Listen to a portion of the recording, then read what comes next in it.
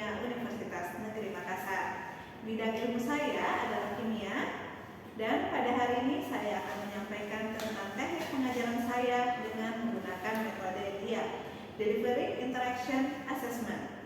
Pada kesempatan ini saya akan menjelaskan salah satu mata kuliah saya, yakni mata kuliah metode pemisahan dasar dengan bobot 3 SKS yang terdapat di semester 4. Adapun capaian pembelajaran pada mata kuliah ini adalah yang pertama, memahami konsep pemisahan kimia, sifat dan teknik pemisahan, serta kegunaan dalam analisis kimia. Yang kedua, memahami penerapan pemisahan kimia, metodik, fisis dalam analisis. Dan yang ketiga, mampu mengidentifikasi dan menerapkan konsep analisis dalam pengembangan produk industri.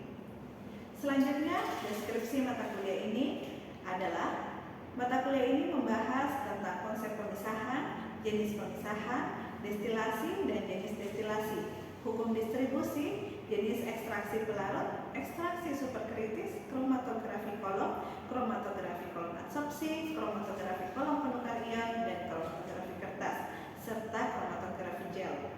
Di samping itu, materi menekankan pada cara berpikir analisis dan sintesis yang akan memberikan pemahaman yang sangat baik bagi mahasiswa dalam bekerja di kemudian hari.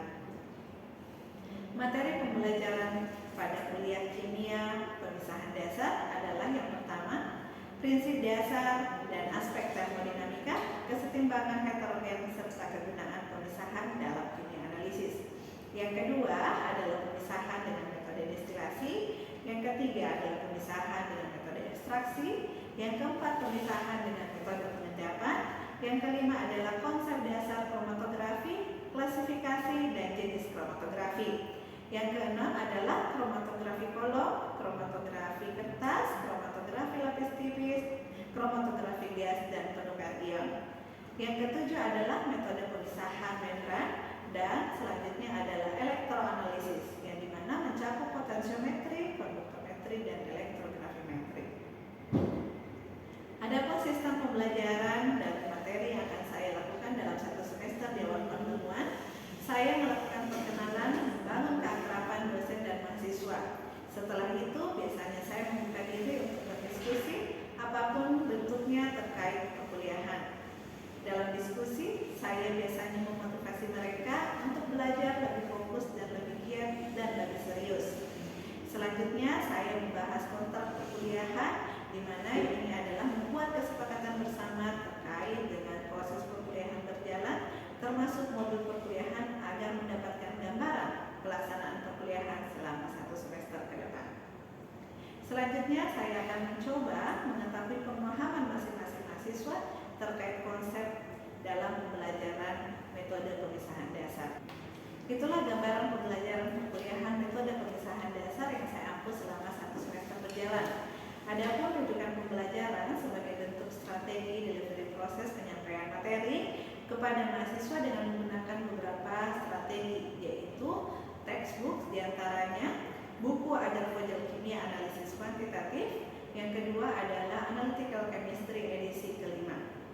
Kemudian media online digunakan untuk mencari topik yang menarik untuk dijadikan bahan diskusi terkait materi perkuliahan. Biasanya di awal pertemuan dilakukan review pembelajaran yang mana fungsinya untuk mengingat kembali materi-materi pembelajaran sebelumnya dan akan dikaitkan pada materi-materi yang akan datang. Selanjutnya, dalam perkuliahan saya juga menjalankan beberapa saluran komunikasi yang saya gunakan. Yang pertama menggunakan Zoom Meeting dan Google Meet. Ini dilakukan untuk berinteraksi langsung dengan mahasiswa dalam menjelaskan materi-materi pembelajaran. Kemudian menggunakan Learning Management System atau LMS yang oke yang bisa diakses secara langsung oleh mahasiswa sebagai wujud tindak lanjut setiap pertemuan. Membuat bahan pembelajaran, video pembelajaran, forum diskusi, absensi, dan tugas mandiri atau kuis di setiap pertemuan perkuliahan. Strategi kedua adalah dengan case method dan collaborative learning dengan memberikan contoh kasus yang secara berkolaborasi terkait persoalan kimia yang mengaplikasikan metode pemisahan dan kuis yang dapat didiskusikan agar mahasiswa lebih semangat dalam memahami materi-materi pembelajaran. Di awal pertemuan, saya menjelaskan bobot penilaian dari mata kuliah ini, yaitu ujian akhir semester 15%, ujian tengah semester 15%, tugas 20%, proyek 20%, keaktifan mahasiswa 15%, dan kuis 15%. Selanjutnya, saya akan menampilkan proses pengajaran saya yang saya lakukan pada mata kuliah metode pemisahan dasar. Selamat menyaksikan dan terima kasih. Oke, baik. Bismillahirrahmanirrahim. Assalamualaikum warahmatullahi wabarakatuh. Waalaikumsalam warahmatullahi wabarakatuh. Sepertinya pagi-pagi masih semangat ya. Ibu. Bagaimana kabarnya hari ini? Alhamdulillah. Nah, sudah sarapan semua? Sudah, Bu. Baik, sudah. Oke, sesuai dengan jadwal ya, hari ini kita akan melanjutkan materi perkuliahan kita pada mata kuliah metode pemisahan dasar. Ada yang masih ingat pertemuan kemarin kita membahas mengenai apa? Ada? Oke, pertemuan kemarin kita membahas mengenai apa-apa saja metode yang bisa kita gunakan dalam melakukan pemisahan. Ya, nah, salah satunya apa kemarin? Ada? Ada destinasi. Nah, yang sudah kita bahas. Nah, hari ini kita akan membahas mengenai kromatografi. Kira-kira ada yang tahu apa yang dimaksud dengan kromatografi? Atau ada yang pernah mendengar sebelumnya? Pernah, Bu. Pernah, di mana? Nah, gimana coba pernah mendengar kata kromatografi? Banyak. Kalau kalian pernah mengikuti influencer ya, sudah banyak diperkenalkan oleh orang-orang bahwa ada salah satu teknik yang bisa kita gunakan untuk melakukan pemisahan ya. Itulah yang dinamakan dengan kromatografi. Di mana tujuan pembelajaran kita pada hari ini adalah yang pertama, nanti mahasiswa mampu menjelaskan prinsip dasar kromatografi serta fungsi fase diam dan fase gerak dalam satu proses pemisahan. Yang kedua adalah mahasiswa mampu mengidentifikasi dan menjelaskan jenis-jenis kromatografi berdasarkan bentuk, fase, dan mekanisme pemisahannya. Yang ketiga adalah mahasiswa mampu menganalisis hasil pemisahan melalui kromatogram dan GLF serta memilih metode kromatografi yang sesuai. Ya, jadi diharapkan nanti ketika selesai perkuliahan kalian harus mampu memenuhi semua tujuan pembelajaran ini. Jadi ketika misalkan nanti ada satu poin yang tidak memenuhi, jadi bisa dikategorikan bahwa pembelajarannya itu tidak maksimal, ya, atau belum memenuhi target. Oke, sebelum kita berbicara lebih jauh mengenai apa itu kromatografi, terlebih dahulu kita harus mengetahui sebenarnya apa sih itu kromatografi, ya. Nah, di sini kromatografi adalah proses fisik di mana komponen atau sampel larut dari campuran sampel dipisahkan sebagai akibat dari distribusi yang berbeda antara fase stasioner dan fase gerak. Nah, di sini ada kata kuncinya. Ketika orang berbicara mengenai kromatografi, maka dia akan tidak terlepas dari fase stasioner dan fase gerak. Nah, itu ada dua kata kuncinya. Nah, di mana kromatografi itu berasal dari bahasa Yunani, yang berarti kroma apa yang didefinisikan sebagai warna, dan grafi yang berarti menulis. Jadi kromatografi itu selalu identik dengan warna. Tapi nanti kita lihat apa bedanya dengan UV visible, ya? Nah, UV, apakah dia prinsipnya sama dengan kromatografi atau tidak?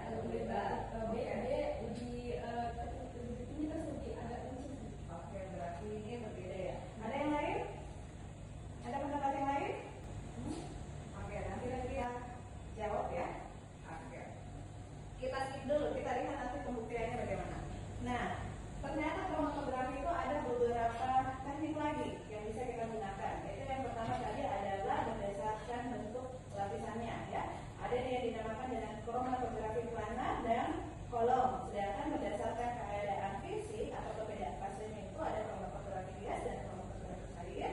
Dan berdasarkan mekanisme pemisahan yaitu ada kromatografi penukar ion, partisi, afinitas dan absorpsi.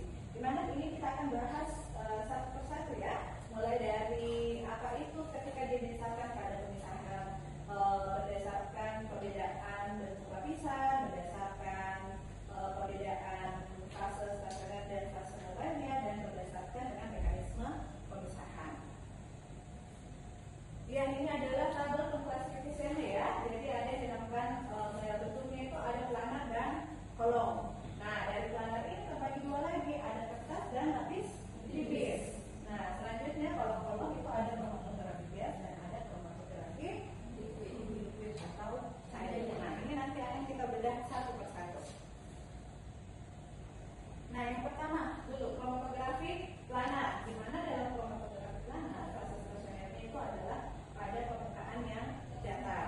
Nah, seperti tadi contohnya apa? Kromatografi kertas dan kromatografi lapis tipis.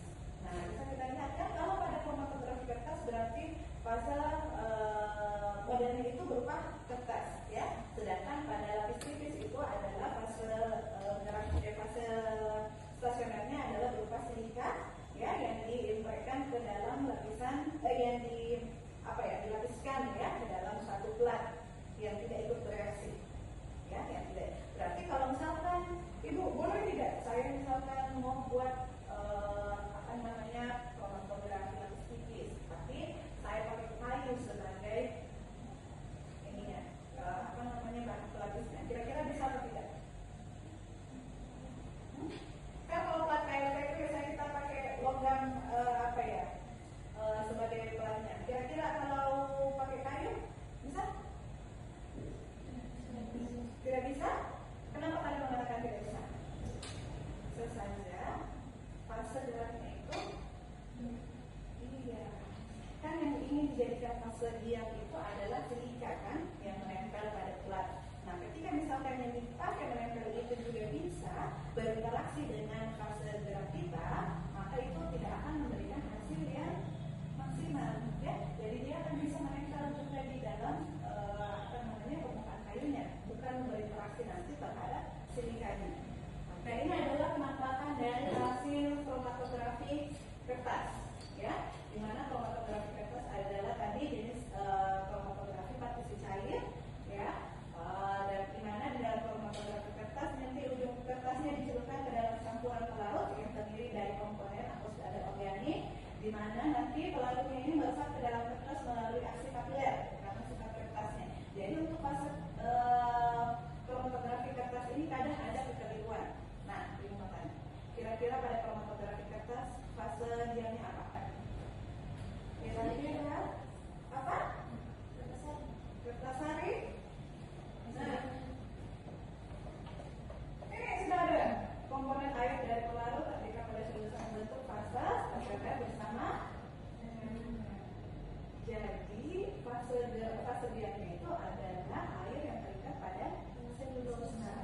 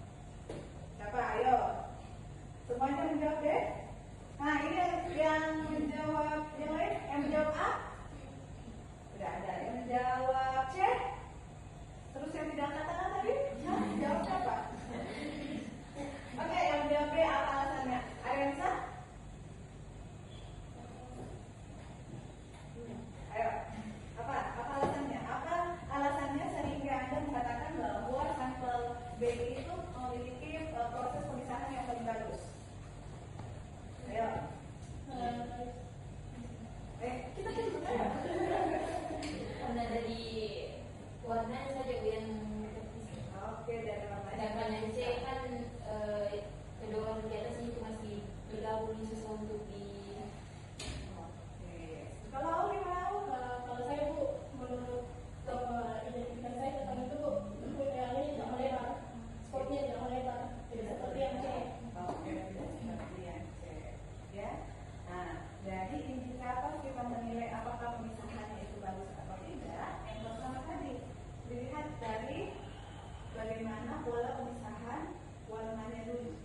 Ya, pola pemisahan warna. Tadi benar yang dikatakan temannya bahwa pada sampel C dua warna yang terakhir itu bersambung, ya, bersambung sehingga menunjukkan bahwa proses pemisahannya itu tidak berlangsung secara sempurna. Ya, kemungkinan itu dia memiliki kemiripan sifat. Ya, sedangkan pada sampel B itu memiliki noda yang terlihat jelas dan terpisah. Ya, itu adalah indikator yang pertama.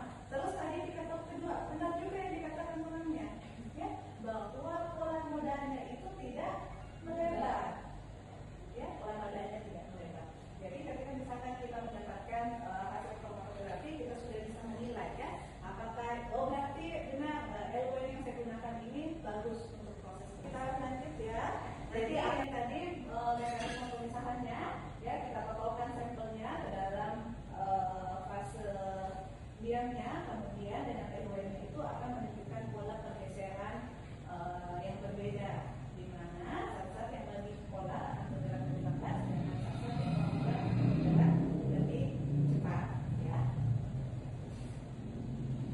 Nah, ini tadi prosedur untuk untuk melakukan kromatografi kertas. Bisa kalian lihat bahwa ya ini adalah kertasnya. Ya, dia akan dicelupkan ke dalam chamber yang sudah berisi LWM. Tetapi dengan satu syarat, ya, titik noda kita ini tidak boleh bersentuhan langsung dengan LWM. Ya, tidak boleh bersentuhan. Kenapa? Ada yang kira-kira yang tahu alasannya? Tidak boleh. Jadi misalkan di sini titik nodanya, LWM-nya itu hanya sampai di sini.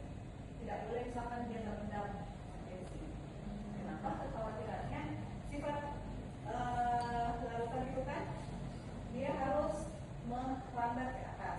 Nah, ketika dia bersentuhan, dia akan melakukan penyeimbangan konsentrasi, ya kan, penyeimbangan konsentrasi. Maka dia pasti akan terurai dulu masuk ke dalam chamber. Nah, makanya nanti bisa saja tidak ada noda ke atas, malah ke bawah nodanya. Oke, selanjutnya. Ya, ini adalah animasi bagaimana proses kromatografi kertas. Nah, lihat kan, harus di bawah, tidak boleh mengenai. Nah, sehingga ya prosesnya nanti tulisannya seperti ini. Nah, di mana jika senyawa itu memiliki kemiripan sifat, ya, kemiripan sifat dengan fase gerak, maka dia yang akan ikut terbawa lebih cepat merabat ke atas. Ya, sedangkan yang tidak sama sifatnya itu yang akan tertahan lebih lama di dalam fase gerak. Oke. Selanjutnya tadi ini sebagai contoh lagi, ini adalah kromatografi lapis tipis, ya, di mana fase diamnya itu adalah silikat yang diimpregnasikan ke dalam plat, ya, berupa lembaran yang dimana nanti sama seperti kromatografi kertas tadi, ya, berarti dibutuhkan fase fase geraknya itu berupa LWM, ya, berupa LWM sesuai dengan sampel yang akan kita pisahkan. Kalau untuk PLC ini bisa kita lihat bagaimana caranya, ya, harus didiamkan, nanti dia akan terpisah sesuai dengan sifatnya, ya, sesuai dengan sifat yang dibawa oleh fase. Satu lagi. Nah, ini adalah nilai RF, di mana ini adalah cara kita menghitung bagaimana kecepatan migrasi suatu senyawa. Ya, jadi misalkan tadi ini kan dalam satu plat itu kita sudah tahu berapa ukurannya, ya. Selanjutnya bagaimana cara kita mendeteksi noda. Nah, ketika misalkan nodanya melebar seperti ini, kita lihat berapa batasnya, ya. Kita buat dia dalam bentuk kotak, ya. Kita buat dia dalam bentuk kotak, terus kita tarik masing-masing garis jurnalnya.